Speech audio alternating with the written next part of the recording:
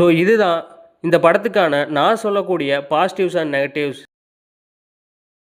கருப்பு படத்தோட வெற்றியை தொடர்ந்து இப்படி ஒரு கதைக்களத்தை செலக்ட் பண்ணதுக்கே சூர்யா அவர்களை பாராட்டியே ஆகணும். ஏன்னா ஒரு பெரிய ஹீரோக்கு ஒரு மாஸ் படம் ஓடி அது மிகப்பெரிய வெற்றி அடைஞ்சிருச்சு அப்படின்னா அடுத்ததான் அந்த ஹீரோ இன்னொரு பெரிய மாஸ் படத்தை செலக்ட் பண்ணி தான் நடிப்பாரு.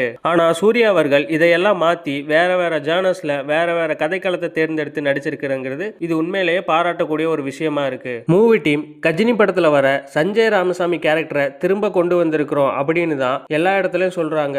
ஆனா இந்த படத்தோட கேரக்டருக்கும் சஞ்சய் ராமசாமி கேரக்டருக்கும் என்ன கனெக்ட் அப்படின்னா பெரிய அளவுலலாம் இதை கனெக்ட் பண்ணல. சில விஷயங்கள் மட்டும் இதை கனெக்ட் பண்ணியிருக்காங்க. அது என்னன்னா கஜினி படத்துல சூர்யா அவர்களோட பேரும் இந்த படத்துல சூர்யா அவர்களோட பேரும் சஞ்சய் அப்படின்னு தான் ஸ்டார்ட் ஆகும். இந்த மாதிரி சினிமா பத்தின அப்டேட்ஸ், மூவிஸ் பத்தின கண்டென்ட் உங்களுக்கு வரணும் அப்படின்னா மூவி டேட் சேனலை லைக் பண்ணுங்க, ஷேர் பண்ணுங்க, சப்ஸ்கிரைப் பண்ணுங்க. மறக்காம பக்கத்தில் இருக்க பெல் ஐக்கானையும் கிளிக் பண்ணுங்க.